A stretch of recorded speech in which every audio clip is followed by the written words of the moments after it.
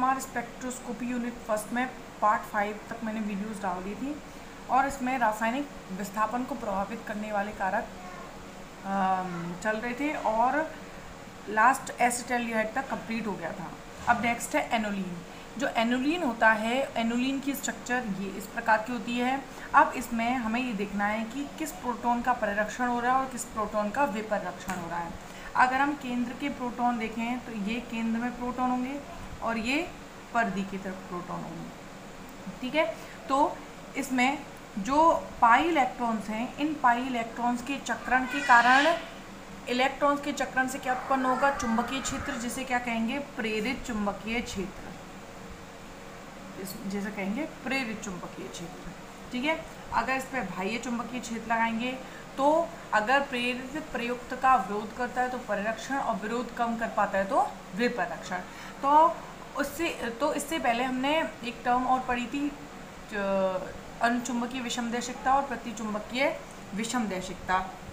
प्रतिचुंबकीय विषमदैशिकता में क्या था कि यदि प्रेरित चुंबकीय क्षेत्र और प्रयुक्त चुंबकीय क्षेत्र दोनों की दिशा एक दूसरे के विपरीत, प्रेरित और प्रयुक्त दोनों की दिशा एक दूसरे के विपरीत हो तो इस प्रकार का प्रभाव होता है प्रतिचुंबकीय विषमदैशिकता। इसके अलावा अगर प्रेरित चुंबकीय क्षेत्र और प्रयुक्त चुंबकीय क्षेत्र दोनों ही एक दूसरे के अनुदिश हों तो इस प्रकार का प्रभाव होता है, अनुचुंबकीय विषमदैशिकता। तो हमें एनोलीन में प्रतिचुंबकीय और अनुचुंबकीय विषमदैशिकता को बताना है और जिससे क्लियर हो जाएगा कि प्रेरित प्रयुक्त के विरोध में है या प्रेरित प्रयुक्त के अनुदिश है। अगर हम परिधि की बात करें तो केंद्र की बात करें तो केंद्र में जो प्रेरित चुंबकीय क्षेत्र उत्पन्न होता है उसके कारण केंद्र में और परिधि, हम दोनों की बात करेंगे तो केंद्र में उपस्थित प्रोटॉन, कितने प्रोटॉन है? 3 और 3 6 प्रोटॉन वलय के केंद्र में उपस्थित हैं तथा परिधि पर कितने? 12 प्रोटॉन हैं। जो वलय में उपस्थित हैं उन पर जो प्रभाव होगा वो प्रतिचुंबकीय विषमदैशिकता प्रभाव प्रदर्शित करता है, प्रतिचुंबकीय। लेकिन अगर हम परिधि की बात करें तो यहाँ अनुचुंबकीय विषमदैशिकता प्रभाव प्रदर्शित होता है। मतलब जो केंद्र में प्रोटॉन होंगे उन पर कौन सा प्रभाव लगेगा?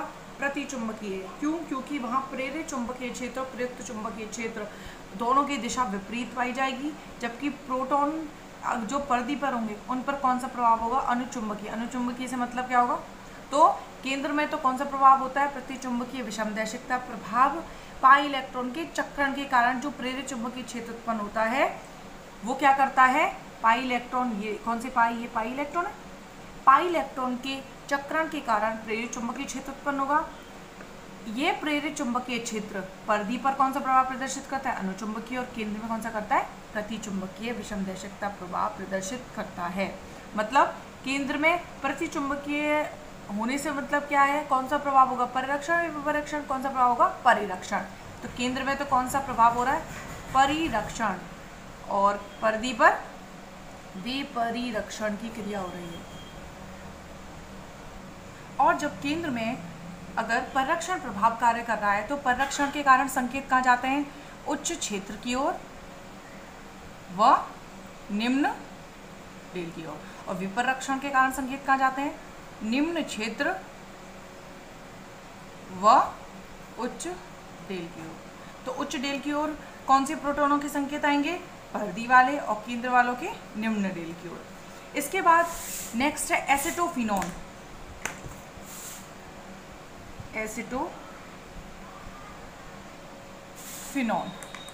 नेक्स्ट है एसिटोफिनॉन। इसकी स्ट्रक्चर होती है C डबल बॉन्ड O, यहाँ पर CH3 और यहाँ पर एक बेंजीन रिंग अटैच कर दी। इसमें स्ट्रक्चर बना देती हूँ इसकी।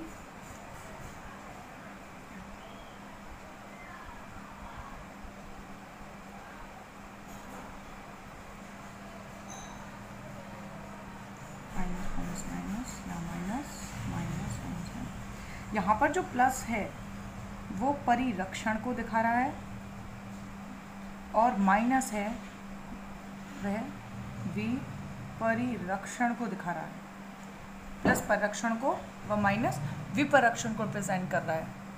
एसीटोफिनोन में एक बेंजीन रिंग है, उसके अलावा यहाँ पर C डबल बॉन्ड और एक पाई बॉन्ड यहाँ पर है। अगर हम बेंजीन रिंग की बात करें तो बेंजीन के बारे में मैंने इससे पहले, एनुलिन से पहले बेंजीन की स्ट्रक्चर थी, उसमें बेंजीन की वलय में पाई इलेक्ट्रॉन के लगातार चक्रण के कारण जो प्रेरित चुंबकीय क्षेत्र उत्पन्न होता है, तो वह प्रेरित चुंबकीय क्षेत्र परिधि पर स्थित प्रोटोनों को क्या करता है, वे परिरक्षित, परिधि पर उपस्थित होंगे, यहाँ H यहाँ H, तो इन प्रोटोनों को विपरिरक्षित करता है। ये बेंजीन की स्ट्रक्चर में हम समझ चुके हैं। अब इसमें एक एक्स्ट्रा है C double bond O। C double bond O में ये पाई बॉन्ड में पाई इलेक्ट्रॉन प्रेजेंट होंगे। ये पाई इलेक्ट्रॉन के लगातार चक्रण करने के कारण प्रेरित चुंबकीय क्षेत्र उत्पन्न होगा। वह प्रेरित चुंबकीय क्षेत्र एक शंक्वाकार क्षेत्र में उत्पन्न होगा। मतलब इस पाई इलेक्ट्रॉन के चक्कर लगाने से जो प्रेरित चुंबकीय क्षेत्र उत्पन्न होगा, वह इस शंक्वाकार के इस क्षेत्र में, तो इन शंक्वाकार क्षेत्र में, इन क्षेत्रों में तो परिरक्षण को प्रदर्शित करेगा, तथा ये जो पार्श्व में लगे हुए ये विपरिरक्षण को प्रदर्शित करते हैं। ठीक है, इसमें क्या होता है, पाई इलेक्ट्रॉन्स के लगातार चक्रण करने के कारण जो प्रेरित चुंबकीय क्षेत्र उत्पन्न होता है, उस प्रेरित चुंबकीय क्षेत्र का प्रभाव दो भागों में डिवाइड हो जाता है। वो आधा प्रभाव, आधे भाग में तो कुछ शंक्वाकार क्षेत्र में ये प्रभाव प्रदर्शित करता है, जिसमें जो प्लस के द्वारा प्रदर्शित किया गया है भाग, उसमें तो परिरक्षण हो रहा है, और जो माइनस के द्वारा रिप्रेजेंट किया है उसमें क्या हो रहा है, वे परिरक्षण हो रहा है। इसके अलावा अगर हम देखें इस बेंजीन रिंग, तो इस बेंजीन रिंग के जो प्रोटॉन हैं वो पहले से ही क्या है, वे परिरक्षित हैं। इन पर क्या लगा है, वे परिरक्षण लगा है। और इस C डबल बॉन्ड O के पाई इलेक्ट्रॉन के लगातार चक्रण के कारण यहाँ इस क्षेत्र में क्या उत्पन्न हुआ है, वे परिरक्षण। तो इसके आसपास के जो इस क्षेत्र के जो आसपास प्रोटॉन होंगे उनको विपरिरक्षित किया जाएगा। तो इस बेंजीन वलय में ये ऑर्थो और ये पैरा स्थिति में अगर हम अंतर करके देखें तो ऑर्थो स्थिति पर जो प्रोटॉन हैं वो पहले से ही विपरिरक्षित हैं, लेकिन इसके अलावा जो ऑर्थो स्थिति के प्रोटॉन हैं वो इस पार्श्विक क्षेत्र में जो विपरिरक्षण प्रभाव है उसके भी नज़दीक है। तो ये ऑर्थो स्थिति इस क्षेत्र के भी नज़दीक है, तो इस पर अतिरिक्त विपरिरक्षण लगेगा। अतिरिक्त विपरिरक्षण लगेगा तो विपरिरक्षण और ज़्यादा बढ़ जाएगा, और विपरिरक्षण और ज़्यादा बढ़ने के कारण संकेत निम्न क्षेत्र व उच्च डेल की तरफ विस्थापित हो जाएंगे। तो संकेत, इसके कारण प्रभाव क्या हो रहा है, संकेत और उच्च डेल में प्राप्त हो रहे हैं, तो डेल का मान बहुत ज़्यादा हो जाएगा। लेकिन अगर ऑर्थो स्थिति की बात, अगर हम पैरा स्थिति की बात करें तो पैरा स्थिति ऑर्थो से और दूर है तथा इस क्षेत्र से भी काफ़ी दूर है। तो दूरी बढ़ने के साथ साथ इसका प्रभाव कम होगा, तो इसका अतिरिक्त विपरिरक्षण कम लगेगा, तो संकेत इतना उच्च क्षेत्र, निम्न क्षेत्र और उच्च डेल की ओर विस्थापित नहीं हो पाएंगे। तो अगर हम ऑर्थो और पैरा में को डिफ्रेंशिएट करके देखें विपरिरक्षण के आधार पर, तो अतिरिक्त विपरिरक्षण ऑर्थो स्थिति पर ज़्यादा लगेगा, पैरा स्थिति पर कम लगेगा। क्यों? क्योंकि ऑर्थो स्थिति इस क्षेत्र के पास है और पैरा स्थिति इस क्षेत्र से दूर स्थित है। यही तो डेल के मानों का क्रम लिखें तो ऑर्थो पर सबसे लास्ट में हम अगर लिखना चाहें ऑर्थो, मेटा और पैरा पर डेल के मानों का क्रम, तो ये ऑर्थो प्रोटॉन के लिए डेल का मान सबसे ज़्यादा आएगा, पैरा के लिए डेल का मान कम और सबसे कम, मेटा के लिए कम और पैरा के लिए सबसे कम डेल का मान प्राप्त होता है। यहाँ पर रासायनिक विस्थापन को प्रभावित करने वाले कारक खत्म हो गए। इसके बाद नेक्स्ट है चक्रण विपाटन एवं युग्मन स्थिरांक। चक्रण विपाटन एवं युग्मन स्थिरांक, इससे पहले वाली वीडियोस में हम संकेतों के विपाटित होने को समझ चुके थे। संकेतों का विपाटन होना, जैसे अगर हम CH3, CH2 एंड Br ये एग्जाम्पल लेके चलें तो कितने संकेत प्राप्त होंगे। एक संकेत इसके कारण, क्योंकि एक प्रकार के प्रोटॉन ये हैं जिनका रासायनिक वातावरण इन तीनों का आपस में सेम है, ये अलग है, ये दोनों आपस में असमतुल्य हैं, तो इनके कारण अलग अलग संकेत मिलेंगे। तो एक कारण, एक संकेत इसके कारण, एक संकेत इसके कारण।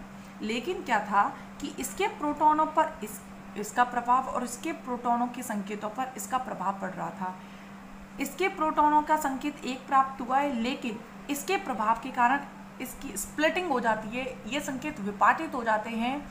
तो अगर हम विपाटित होने को देखें तो हमने अगर पास में एक प्रकार के प्रोटॉन है तो n+1 फॉर्मूले से संकेत कितने में विपाटित होगा, ये n+1 2, 2+1 = 3, तो 1, 2 and 3 तीन संकेत में विपाटित हो गया, स्प्लिटिंग हो गई। अब इसकी बात करें तो इसका भी एक संकेत है, इसके पास में कितने प्रोटॉन है, तीन प्रोटॉन है, 3 प्रोटॉन n+1 फॉर्मूले से 3+1 = 4, तो इसका संकेत 1, 2, 3 और 4 4 संकेतों में विपाटित हो गया। तो संकेतों का विपाटित होना, विपाटित क्यों हो रहे हैं कि एक प्रकार के प्रोटॉनों के संकेत अपने निकटवर्ती प्रोटॉनों के प्रभाव के कारण संकेतों में विपाटित हो जाते हैं, इसी को बोलते हैं चक्रण विपाटन। क्या बोलते हैं इसे, विपाटित होना, या फिर क्या बोलेंगे, विपाटन कहा जाता है। अब इस विपाटन होने से क्या फर्क पड़ता है, इससे इफेक्ट क्या होता है, इसका प्रभाव क्या होता है? इसका प्रभाव ये होता है कि वह विद्युत चुंबकीय जो विकिरणों को एब्जॉर्ब करता है वो जिस चुंबकीय क्षेत्र में करता है उससे या तो आगे या फिर पीछे की ओर हट जाता है। अगर हम देखो, हम स्पेक्ट्रम की बात करें, यहाँ पर हमने 0, 1, 2, 3, 4, 10 तक, इसी तरह यहाँ 10 तक बनाया था। अगर हम पहले बोल रहे हैं यहाँ TMS के लिए संकेत है, ठीक है, पहले हम नॉर्मल इन दोनों के एक एक संकेत बना देते हैं। इन दोनों का संकेत कुछ, एक संकेत यहाँ मिल गया और एक संकेत यहाँ मिल गया, ठीक है। तो तीक्ष्ण संकेत प्राप्त हो रहे थे, फिक्स वैल्यू होगी, यहाँ पर कुछ एग्जैक्ट नहीं कह रहे लेकिन कुछ वैल्यू फिक्स होगी, एक संकेत प्राप्त हो रहा है उसकी वैल्यू फिक्स। लेकिन अब इसका प्रभाव इस पर और इसका प्रभाव इस पर पड़ा है तो संकेत क्या हो रहे हैं, स्प्लिट हो रहे हैं। अगर इसको हम 3 शिखरों में बांटें तो एक तो तीक्ष्ण यहीं रहेगा, उसके बाद एक संकेत, और इसको बांटें तो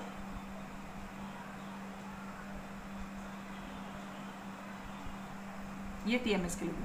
तो इसमें साफ दिखाई दे रहा है कि पहले जो संकेत प्राप्त हो रहा था एक तीक्ष्ण बिंदु पर प्राप्त, एग्जैक्ट प्राप्त हो रहा था, लेकिन जब इसका प्रभाव इस पर और इसका प्रभाव इस पर पड़ा, मतलब इन प्रोटोनों का प्रभाव इस पर और इन प्रोटोनों का प्रभाव इस पर पड़ा, तो क्या हुआ, संकेतों विपाटित हो गए। अब देखेंगे कि चुंबकीय क्षेत्र की वैल्यू इधर भी है, इधर भी है, इधर भी है, 3 पॉइंट यहाँ प्राप्त होंगे और 1, 2, 3, 4। तो संकेत उच्च क्षेत्र में भी खिसकते हैं, निम्न क्षेत्र में भी खिसकते हैं। तो दोनों के संकेत कुछ दिख रहे होंगे, उच्च क्षेत्र की ओर भी खिसके हैं और निम्न क्षेत्र की ओर भी खिसके हैं। जहाँ पर यहाँ इस तरफ तो उच्च डेल होता है या निम्न डेल, या उच्च क्षेत्र या यहाँ पर निम्न क्षेत्र। तो संकेत साफ दिखाई दे रहे हैं, कुछ इस तरफ भी खिसके हैं, कुछ इस तरफ भी खिसके हैं, इसमें भी कुछ भाग इस तरफ खिसका है।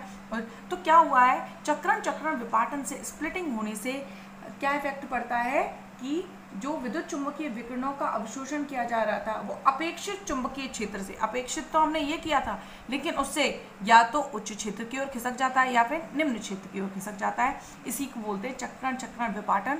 और इससे प्रभाव क्या पड़ता है, जो चुंबकीय क्षेत्र का एग्जैक्ट वैल्यू मिलनी चाहिए थी वो या तो उससे कम प्राप्त होती है या फिर उससे ज़्यादा प्राप्त होती है। इसमें विपाटन होने से मतलब है संकेत विपाटित होना, सिंगलेट नहीं प्राप्त होना, डबलेट, ट्रिपलेट, क्वार्टेट एंड आगे मल्टीप्लेट प्राप्त होना। तो ओवरऑल बात करें तो संकेतों का जो सिग्नल्स हैं उनका doublet, triplet, quartet and multiplet में विभाजित होना ही चक्रण विपाटन कहलाता है। अब आगे एक एग्जाम्पल इसी की दोबारा बात करते हैं। इस CH3 CH2 Br में 2 संकेत मिलने चाहिए थे क्योंकि 2 प्रकार के प्रोटॉन थे, लेकिन एक प्रकार के प्रोटॉनों का प्रभाव इस पर और इन प्रोटॉन का प्रभाव इस पर पड़ने से ये चक्रण इन संकेतों में विपाटित हो गए। और इन संकेतों का जो विपाटन हुआ है वो किस अनुपात में हुआ है, ये हुआ है 1:2:1, 1:2 एंड ये 1:3:3:1 इस अनुपात में हुआ है। 1:2:1 के अनुपात में एक ट्रिपलेट और 1:3:3:1 के अनुपात में एक क्वाड्रेट प्राप्त होता है, किसमें, CH3 CH2 Br ethyl bromide में। और इसके अलावा ये संकेत किस तरह से बट रहे हैं, ये इसके निकटवर्ती 2 प्रोटॉन हैं तो n+1 से, इसके 2 प्रोटॉन हैं तो n+1 से, ये पहले हम समझा चुके हैं। अब नेक्स्ट पॉइंट ये आता है कि 1:1 एंड 1:3:1 ये अनुपात कैसे आया। तो इस कंडीशन को देखें। फर्स्ट कंडीशन ये है कि यदि किसी प्रोटॉन के निकटवर्ती केवल एक प्रकार के एक प्रोटॉन हो, यदि किसी प्रोटॉन हो, यदि किसी अगर हाँ CH3 हो, यहाँ CH होता है और एक समूह जोड़ा होता है, मतलब यहाँ CH, तो इसके निकटवर्ती केवल एक प्रोटॉन है ना, तो ये बात कर रहे हैं। फर्स्ट कंडीशन ये है यदि किसी प्रोटॉन के निकटवर्ती केवल एक प्रोटॉन है, तो प्रोटॉन अगर एक उपस्थित है, अगर हम मानते हैं यहाँ CH है तो C से एक H जुड़ा हुआ है और C और H के बीच में जो सिग्मा बॉन्ड है, उस सिग्मा बॉन्ड के इलेक्ट्रॉन लगातार चक्रण करते रहेंगे और चक्रण करने के बाद चुंबकीय क्षेत्र उत्पन्न होगा। ठीक है, चक्रण करने के बाद चुंबकीय क्षेत्र उत्पन्न होगा। उसी चुंबकीय क्षेत्र का प्रभाव तो इस पर पड़ रहा है। तो इसमें अगर एक CH, जैसे हम CH कोई भी यहाँ समूह जुड़ा हुआ है, हम केवल CH की, अगर ये निकटवर्ती है, यहाँ पर कोई कार्बन है, अगर किसी प्रोटॉन इससे जुड़े हुए 3 प्रोटॉन 2 प्रोटॉन जो भी है समूह, उसकी बात नहीं कर रहे, अगर एक ही प्रोटॉन है तो ये प्रोटॉन जो सिग्मा बंध से जुड़ा हुआ है, उस सिग्मा बंध के इलेक्ट्रॉन लगातार चक्रण करेंगे और चक्रण करने से जो चुंबकीय क्षेत्र उत्पन्न होगा वो प्रेरित चुंबकीय क्षेत्र होगा।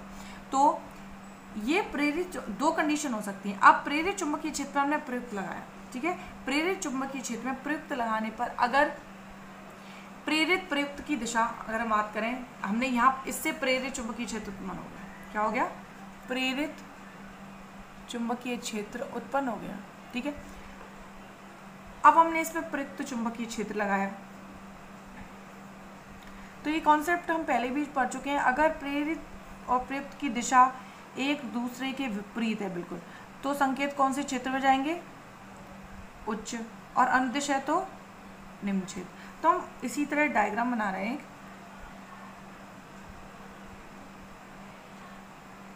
यह है प्रयुक्त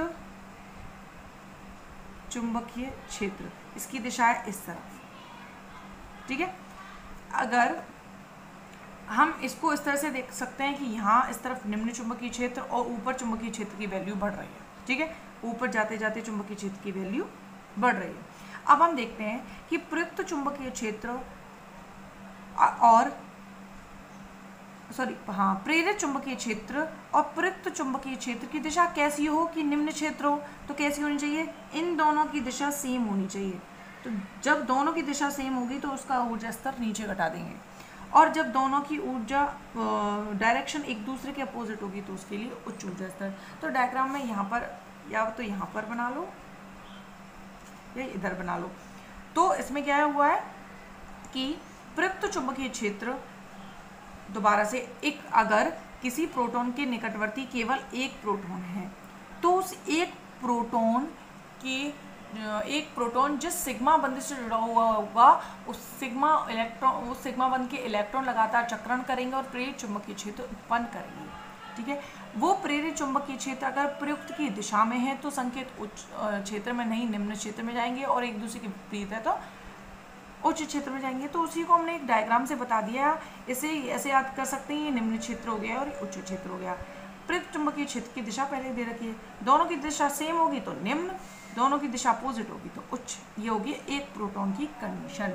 तो अगर हम इसके लिए अनुपात देखेंगे तो दोनों के लिए अनुपात आ जाएगा 1:1, एक डायरेक्शन एक तरफ। ऐसा भी हो सकता है कि दोनों सेम हो डायरेक्शन में हो, ऐसा भी हो सकता है दोनों विपरीत। तो दोनों की एक एक संभावना बन रही है कि दोनों 1:1 में बढ़ जाएंगे।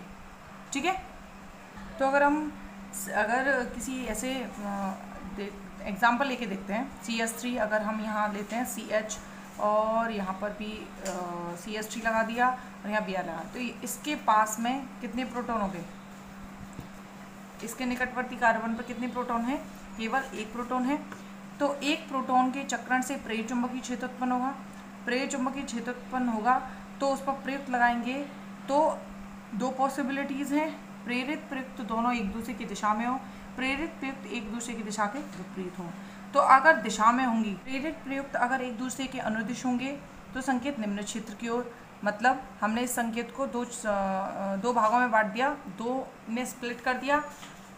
एक भाग इसका निम्न क्षेत्र की ओर जा रहा है, एक भाग इसका उच्च क्षेत्र की ओर जा रहा है।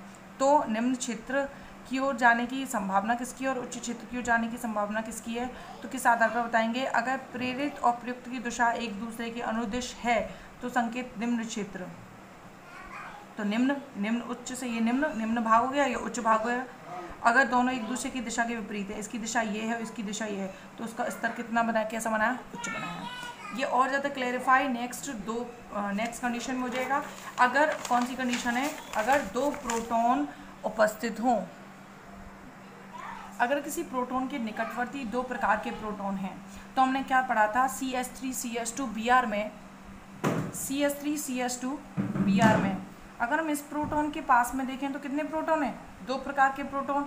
तो इसका जो एक संकेत प्राप्त हो रहा था वो कितने संकेतों में, n+1 फॉर्मूले से 2+1 = 3 संकेतों में विभाजित हो रहा था। और इसका अनुपात की बात करें तो 1:2:1 प्राप्त होता है। इसमें जो बीच वाला सिरा है वो नुकीला क्यों है, मतलब 2, इसकी तीक्ष्णता, शार्पनेस ज़्यादा है। तो हम कैसे 1:2:1 आया। तो इसकी बात करें तो अगर किसी प्रोटॉन के निकटवर्ती कितने प्रोटॉन हैं, 2 प्रोटॉन हैं, तो इन 2 प्रोटॉनों के लिए चुंबकीय क्षेत्र में 4 प्रकार की व्यवस्था होने की संभावना होती है, जिनमें से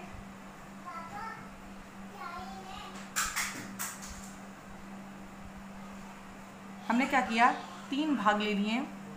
तो अब 4 प्रकार की व्यवस्था होने की संभावना कैसे, हमने ये लगा दिया प्रयुक्त चुंबकीय क्षेत्र, ठीक है। अब ये जो 3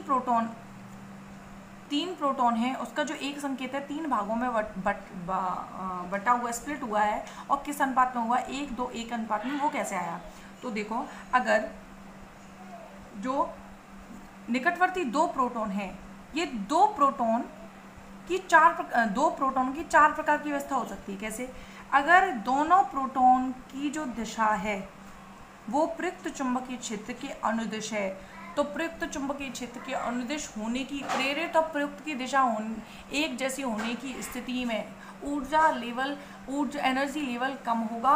क्यों, क्योंकि प्रभाव कौन सा हो रहा है, विपरीक्षण, ज़्यादा विरोध नहीं कर पा रहे, उस स्थिति में प्रतिकर्षण नहीं लग रहा, विरोध नहीं है, तो एनर्जी लेवल कम हो गया।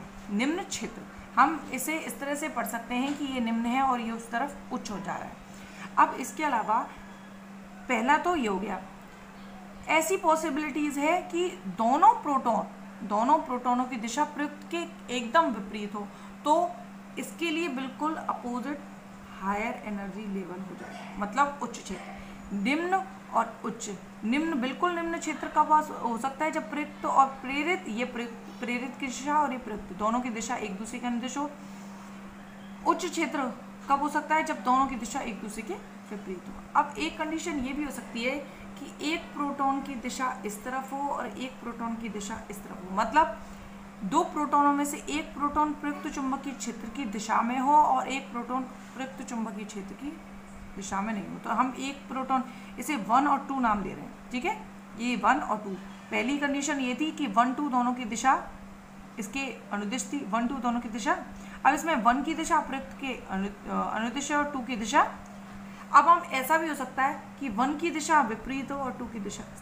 तो हमें 4 प्रकार की पॉसिबिलिटीज दिख रही हैं कि प्रयुक्त चुंबकीय क्षेत्र और प्रेरित चुंबकीय क्षेत्र दोनों की दिशा किस प्रकार से व्यवस्थित हो सकती है। तो हमें कितने विन्यास मिले, 1, 2, 3, 4, 4 प्रकार के विन्यास बने। तो अगर हम इसके बेसिस पे अनुपात निकालें तो क्या आ सकता है, 1 अनुपात, ये दोनों, इन दोनों में ही व्यवस्था कैसी है, एक के अनुदिश है, एक विपरीत है, और ये दोनों व्यवस्था बिल्कुल एक दूसरे से डिफरेंस है, दोनों डिफरेंट है। तो इसका अनुपात क्या आएगा, 1:2, 1, 2 और ये 1। इस आधार पर 1:2:1 आया था। इसके बाद नेक्स्ट एक और प्रोटॉन की बात करते हैं। अगर किसी प्रोटॉन के निकटवर्ती 3 प्रोटॉन हो तो अनुपात, हमने इसके एग्जाम्पल में जब अनुपात इसके निकटवर्ती 3 था तो इसके संकेत कितने में बटे थे, 1, 2 3 4 4 में, उसका अनुपात मैंने क्या लिखा था 1 3 3 1 ये लिखा था। अब ये कैसे आया, अगर किसी के निकटवर्ती 3 प्रकार के प्रोटॉन उपस्थित हैं तो इन 3 प्रकार के प्रोटॉन उपस्थित होने के कारण संकेत कितने संकेतों में विभाजित होते हैं, 4 क्वाड्रेट, ये 4 है 1 2 3 4 ये नहीं है, क्वाड्रेट के रूप में प्राप्त होते हैं जिसका अनुपात 1 3 3 1 होता है। वो कैसे होता है, तो इसके लिए 8 प्रकार की संभावनाएं होती हैं। कैसे, हमें वही 3 लेवल इसमें 3 थे, इसमें 4, क्योंकि में 4 संकेतों में 4 अनुपात मिले हैं ना, तो 1 2 3 ये बात है, ठीक है। अब क्या है, इस तरफ हमने प्रयुक्त कर दिया। अब हमें प्रेरित की दिशा देखनी है। पहली कंडीशन तो ये है कि जो 3 प्रोटॉन हैं उन तीनों प्रोटॉनों के कारण जो प्रेरित चुंबकीय क्षेत्र, इसके पास 3 प्रोटॉन है और इन तीनों प्रोटॉनों के द्वारा जो प्रेरित चुंबकीय क्षेत्र उत्पन्न हुआ है उन तीनों की दिशा आपस में भी सेम हो और प्रयुक्त चुंबकीय क्षेत्र की दिशा के भी सेम हो। तो ऐसी कंडीशन में विपरीक्षण होगा, परीक्षण नहीं होगा, विरोध नहीं होगा, और विरोध नहीं होगा तो निम्न क्षेत्र की तरफ संकेत होंगे। इसके अलावा एक कंडीशन ऐसी होगी कि तीनों एक प्रयुक्त चुंबकीय क्षेत्र के बिल्कुल विपरीत हों, तो इस कंडीशन में संकेत एक साथ उच्च क्षेत्र की ओर विस्थापित हो जाएंगे। अब बीच में एक कंडीशन ये हो सकती है, हम वही 1 2 3 नाम दे रहे हैं 1 2 3, ठीक है। पहली इस कंडीशन में 1 2 3 तीनों प्रयुक्त के अनुदिश हैं, इसमें 1 2 3 तीनों प्रयुक्त के विपरीत हैं। अब हम और कंडीशन, अभी हमने 8 में से 2 संभावनाएं तो बना दी, अभी 6 बची हुई हैं। अब देखते हैं 1 2 की जो दिशा 1 2 जो प्रोटॉन है और उन प्रोटॉनों के कारण जो प्रेरित चुंबकीय क्षेत्र उत्पन्न हुआ, हमने उनको 1 2 हम प्रेरित चुंबकीय क्षेत्र की दिशा कर रहे हैं। 3 प्रोटॉन के कारण प्रेरित चुंबकीय क्षेत्र जो उत्पन्न होगा वो उनको 3 प्रेरित चुंबकीय क्षेत्र होंगे, तो उन्हीं आधार पर इसकी बात की जा रही है। तो 1 2 दोनों की दिशा सेम हो और तीसरे की दिशा विपरीत हो, तो एक पॉसिबिलिटी ये हो गई। नेक्स्ट 1 की दिशा इस तरफ हो, 2 की दिशा इस तरफ हो और 3 की फिर अनुदिश हो, तो 1 2 3, ठीक है। इसके बाद नेक्स्ट में अगर अभी हमने ये किया था कि इन दोनों की दिशा ऊपर की तरफ, इसकी दिशा विपरीत। अब हम कर देते हैं जो इन दोनों की दिशा एक तरफ,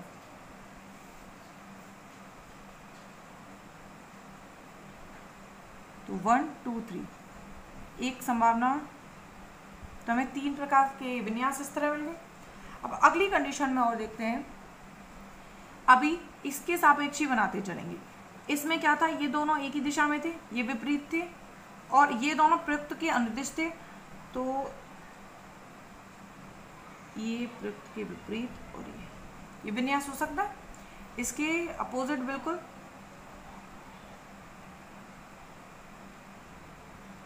एक विन्यास, सभी अलग है, एक दूसरे से बिल्कुल डिफरेंट है।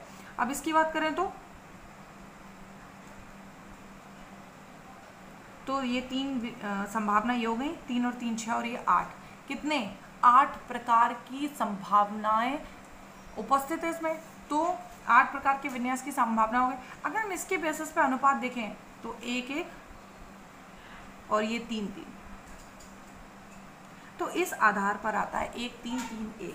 तो आपके सिलेबस में 1 2 1 1 3 3 1 और 1 1 को क्लैरिफाई कर दिया गया है। तो इसी आधार पर और आगे विन्यास भी हैं, जैसे सिंगलेट है तो सिंगलेट, इसको तो सिंगलेट, ये तो सिंगलेट के लिए अनुपात कुछ नहीं, एक ही है। अगर डबल एट की कंडीशन है तो अनुपात क्या होगा, 1 1 1 अनुपात 1। ट्रिपलेट हो तो क्या था 1 2 2 1 2 1। अगर ट्रिपलेट के बाद क्वाड्रेट हो तो 1 3 3 1। इसके बाद 2 और दिए हुए हैं क्विंटेट, जिसे हम बाद में क्वाड्रेट के बाद मल्टीप्लेट कहते हैं। क्विंटेट के लिए होता है 1 4 6 4 1, तो इसी तरह इसमें विन्यास किस किस तरह से पॉसिबल है, जैसे इसमें क्या था 1331 में, इसी तरह 1441 में भी निकाल सकते हैं। इसके अलावा एक है लास्ट सेक्सटेट, तो उसमें क्या होता है, इसका अनुपात होता है 1 5 10 10 5 लास्ट 1। ठीक है, अब ये रेशियो किस बेसिस पे निकला ये मैंने क्लेरिफाई यहाँ पे कर दिया है 1 2 और 3 प्रोटॉन के लिए। इसके बाद आगे मल्टीप्लेट के लिए भी रेशियोज होते हैं, आपके सिलेबस में 3 तक दिया है, यहाँ तक मैंने डिफाइन कर दिया है। इसके बाद नेक्स्ट बात ये है कि प्रोटॉन असमतुल्य प्रकार के ही होने चाहिए, विपाटन तभी होगा, अगर समतुल्य होते तो विपाटन नहीं होगा। तो इन ये जो प्रोटॉन है यहाँ H H H यहाँ लगा दें, तो ये तीनों समतुल्य प्रोटॉन है, तो एक का प्रभाव दूसरे पे कुछ नहीं बढ़ेगा। इसी तरह इसकी H H लगाएं तो इसके H का इसकी ही H पे प्रभाव नहीं होगा, आपस में असमतुल्य प्रोटॉन होने ज़रूरी है। यहाँ पर चक्रण विपाटन खत्म हुआ। इसके बाद है नेक्स्ट शिखर क्षेत्रफल एवं प्रोटॉन की गणना। शिखर क्षेत्रफल एवं प्रोटॉन की गणना की बात करें तो शिखर क्षेत्रफल क्या होता है, जैसे ये स्पेक्ट्रम बना हुआ है, स्पेक्ट्रम में ये जो सीढ़ी नुमा स्ट्रक्चर बनी है, ये तो सिंगलेट में है, लेकिन ये जो कोऑर्डिनेट प्राप्त हुआ है इसमें जो सीढ़ी नुमा संरचना है, इसमें भी ये जो शिखर का क्षेत्रफल, ये भी क्या है, शिखर का क्षेत्रफल को रिप्रेजेंट कर रहा है। किसी NMR संकेत के लिए शिखर क्षेत्रफल प्रोटॉनों की संख्या के समानुपाती होता है, उन प्रोटॉनों की संख्या के समानुपाती होता है जिनके कारण संकेत किससे मिलते हैं, प्रोटॉनों से। तो शिखर क्षेत्रफल उन प्रोटॉनों की संख्या के समानुपाती होता है जिससे ये संकेत प्राप्त होते हैं। अब इन शिखर क्षेत्रफलों का यूज़ क्या होता है, इन शिखर क्षेत्रफलों के द्वारा हम क्या कर सकते हैं, प्रोटॉनों की गणना की जा सकती है। कैसे की जा सकती है, ये देखो, ये एग्जाम्पल है, इसका नाम है para 3 butyl toluene, para 3 butyl 3 degree butyl, क्या नाम है इसका, पैरा 3 डिग्री 3 या फिर 3 डिग्री मतलब टर्शरी ब्यूटिल टोलुइन। अब देखो इसमें क्या है, हमें शिखर क्षेत्रफलों के बेसिस पर प्रोटॉनों की संख्या हमें नहीं पता, ये एग्जाम्पल है, हमें सिर्फ स्पेक्ट्रम दिया हुआ है और इस स्पेक्ट्रम के बेस पर हमें पता लगाना है कि जो स्ट्रक्चर है जिसके कारण ये संकेत प्राप्त हुए हैं उसमें कितने प्रोटॉन हैं। अब हमने ये A और इसको B और इसको C नाम दे दिया है, तो हमें इसमें क्या करना होता है, सबसे पहले जो सभी क्षेत्रफल दिए हैं हम पहले A, B और C तीनों को अलग अलग लिख लेते हैं। A के लिए क्या दिया है, 8.8, 2.9 एंड 3.8। इसमें क्या करना है, सबसे पहले इनमें से जो सबसे छोटी संख्या है उसे डिवाइड करना है। तो ये दिया है, क्या करना है, 8.8 मतलब कॉमन लेके इनमें से जो कॉमन है सबसे छोटी संख्या लेनी है और उससे इन तीनों को डिवाइड करना है। 2.9 अपॉन 2.9 और 3.8 अपॉन 2.9। जब हम इसको सॉल्व करेंगे तो यहाँ क्या आएगा, 3 1 एंड 1.3। तो हमने पहले क्या कर दिया, सबसे इन तीनों में से सबसे छोटी संख्या उससे डिवाइड कर दिया। इसके बाद एक ऐसी संख्या से गुणा करना है जिससे ये सभी पूर्णांक में बदल जाए। तो ऐसी संख्या, इसमें अगर हम तीनों में 3 से गुणा कर देते हैं तो इसका आएगा 3.9। तो ये 3.9 लगभग 4 के बराबर ही होता है, तो इसीलिए 3 से गुणा किया है क्योंकि 3.9 लगभग 4, और यहाँ आएगा 3 और यहाँ आएगा 9। मतलब जो A संकेत प्राप्त हुआ है वो 9 प्रोटॉनों के कारण प्राप्त हुआ है, B संकेत प्राप्त हुआ है वो 3 प्रोटॉनों के कारण प्राप्त हुआ है, C संकेत प्राप्त हुआ है वो 4 प्रोटॉनों के कारण प्राप्त हुआ है। ये देख लेते हैं हम इसमें, A 3 6 और 3 9, तो A संकेत इन 9 प्रोटॉनों के कारण प्राप्त हुआ है जो यहाँ पर है।